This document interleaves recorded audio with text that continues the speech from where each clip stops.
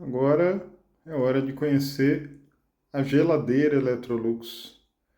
Ela até economiza uma energia e tal, e desperdiça água, que a gente não descobre o que é, mas a cada 2, 3 dias ela faz isso. E pelos lugares mais incríveis, né?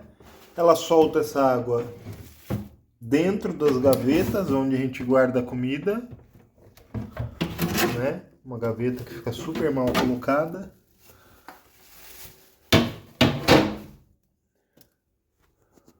E fica isso aqui, ó.